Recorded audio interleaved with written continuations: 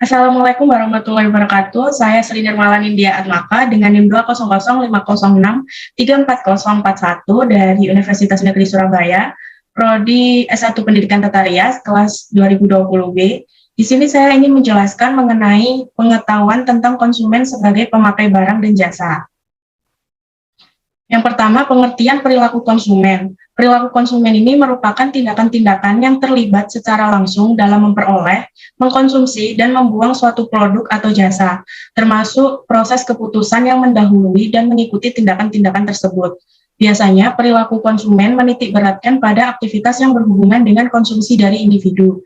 Kemudian, perilaku konsumen berhubungan dengan alasan dan tekanan yang mempengaruhi pemilihan, pembelian, penggunaan, dan pembuangan barang dan jasa yang bertujuan untuk memuaskan kebutuhan dan keinginan pribadi.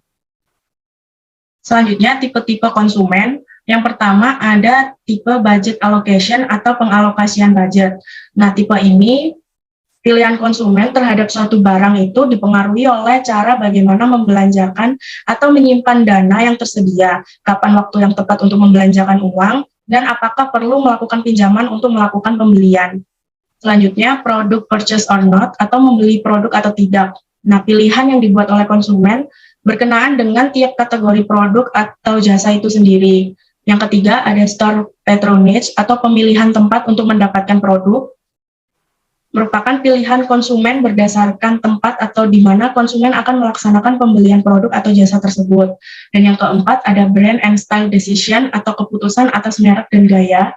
Ini pilihan konsumen untuk memutuskan secara terperinci mengenai produk apa yang sebenarnya ingin dibeli. Selanjutnya sifat-sifat konsumen. Yang pertama ada consumer behavior is dynamic. Dikatakan dinamis karena proses berpikir, merasakan, dan aksi dari setiap individu konsumen, kelompok konsumen, dan perhimpunan besar konsumen selalu berubah secara konstan. Nah, hal ini menyebabkan pengembangan strategi pemasaran menjadi sangat menantang sekaligus sulit. Oleh karena itu, suatu perusahaan itu harus selalu senantiasa melakukan inovasi-inovasi secara berkala untuk meraih konsumennya. Kemudian yang kedua, sifat konsumen adalah consumer behavior involves interaction. Nah, dalam perilaku konsumen terdapat interaksi antara pemikiran, perasaan, dan tindakan manusia serta lingkungan. Semakin suatu perusahaan ini memahami bagaimana interaksi tersebut dalam memuaskan kebutuhan dan keinginan konsumen, serta memberikan value dan nilai bagi konsumen. Kemudian yang ketiga ada consumer behavior involves exchange, atau perilaku konsumen melibatkan pertukaran antara manusia. Nah, ini dalam kata lain, seorang itu memberikan sesuatu untuk orang lain dan akan menerima sesuatu dari orang lain juga sebagai gantinya. Kemudian faktor yang mempengaruhi perilaku konsumen, yang pertama ada individual determinant of consumer behavior, atau berasal dari dalam diri pribadi seorang konsumen, dan ada environmental influences on consumer behavior, atau faktor yang berasal dari lingkungan sekitar seorang konsumen. Faktor dari dalam diri pribadi seorang konsumen ini yang pertama ada demografis, psikografis, dan kepribadian.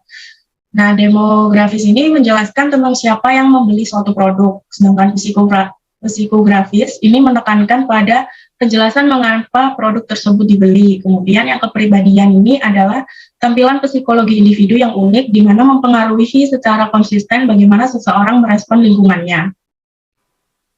Selanjutnya ada motivasi konsumen. Motivasi konsumen ini bisa dikatakan sebagai alasan mengapa seseorang itu membeli produk tertentu.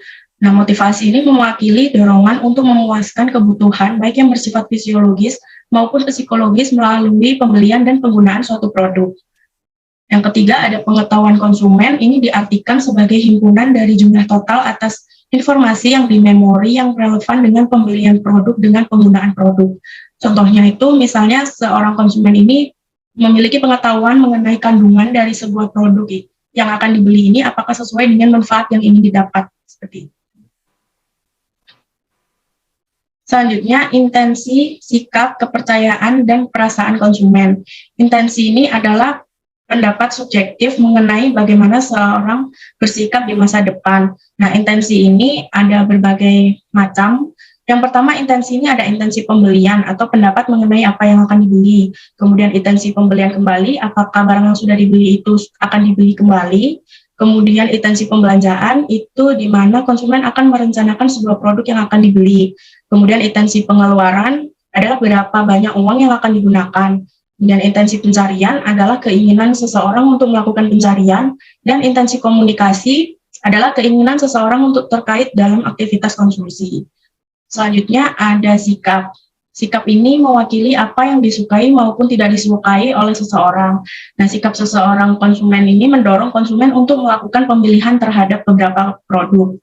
Yang ketiga ada kepercayaan, dapat didefinisikan sebagai penilaian subjektif mengenai hubungan antara dua atau lebih benda. Kemudian ada perasaan adalah suatu keadaan yang memiliki pengaruh seperti mood seseorang atau reaksi. Kemudian faktor dari lingkungan sekitar seorang konsumen, yang pertama ada budaya, etnisitas, dan kelas sosial.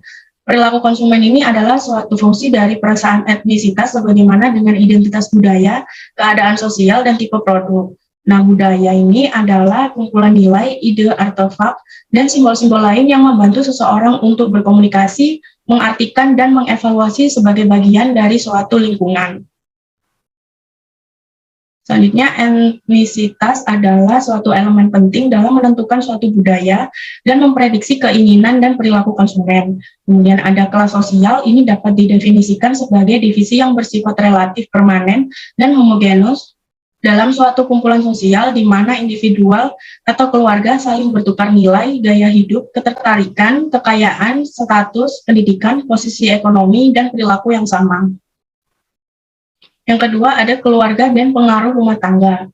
Nah, keluarga maupun pengaruh rumah tangga ini mempengaruhi sikap pembelian konsumen. Contohnya ini, kelahiran anak akan mempengaruhi suatu keluarga untuk menambah perabotan, bahan makan bayi, dan lain-lain. Kemudian yang ketiga ada kelompok dan pengaruh personal.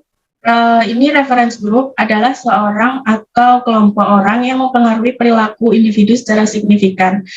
Contohnya itu seperti artis, atlet, tokoh, kelompok musik, dan lain-lainnya. Biasanya reference group ini mempengaruhi individu ada 3 cara. Yang pertama itu reference group akan menciptakan sosialisasi atas individu. Kemudian yang kedua, reference group berperan penting dalam membangun dan mengevaluasi konsep seseorang dan membandingkannya dengan orang lain. Yang ketiga, reference group menjadi alat untuk mendapatkan pemenuhan norma dalam sebuah kelompok sosial. Kemudian ada perbedaan sifat konsumen wanita dan pria dan beserta cara pelayanannya. Pastinya konsumen wanita dan pria ini sangat memiliki perbedaan sifatnya. Yang pertama, konsumen wanita sifatnya itu suka berlama-lama dalam memilih barang, apalagi jika produk yang ditawarkan bermacam-macam bentuknya. Kemudian wanita itu kurang bisa mengontrol dirinya dalam berbelanja.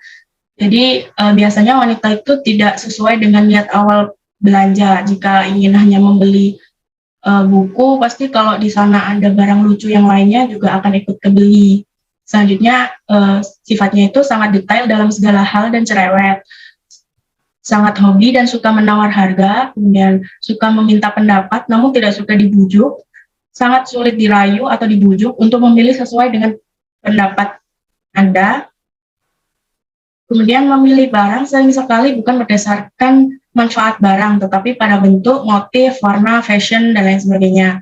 Selanjutnya, tidak terlalu tertarik dengan yang berbau teknis, dan keinginan untuk membeli barang ini cukup tinggi. Cara pelayanannya, berikan waktu yang cukup pada konsumen wanita agar leluasa memilih barang yang diinginkan. Kemudian, jika meminta pendapat, maka berikan dengan sopan dan santun. Yang ketiga, harus sabar dan tetap konsisten dalam pelayanan yang diberikan. Kemudian berikan sedikit potongan harga untuk beberapa produk yang memang sudah out of date. Sedangkan untuk konsumen pria, sifatnya itu biasanya to the point dan tidak terlalu suka berlama-lama dalam memilih produk. Kurang sabar dan tidak suka menawar, sangat mudah dibujuk rayu, agak royal. Dalam pemilihan barang lebih pada manfaatnya, bukan karena tren sekarang. Mudah sekali terpengaruh dalam penjelasan yang rasional dan masuk akal, kurang berminat berbelanja sehingga ia kerap kali terburu-buru dalam mengambil keputusan untuk membeli sesuatu. Dan pria menginginkan pelayanan yang cepat tanpa perlu banyak bicara dan penjelasan mengenai suatu produk cukup terbatas hanya pada hal-hal yang mereka tanyakan saja. Nah, cara pelayanannya untuk konsumen pria ini, yang pertama lakukan segera pelayanan pada konsumen pria. Yang kedua, berikan penjelasan secara teknis dan rasional. Yang ketiga, berikan sedikit pujian dan pujukan ketika ia memilih produk tersebut. Terima kasih. Sekian presentasi dari saya. Semoga penjelasan yang saya berikan bisa mudah dipahami dan dapat bermanfaat. Wassalamualaikum warahmatullahi wabarakatuh.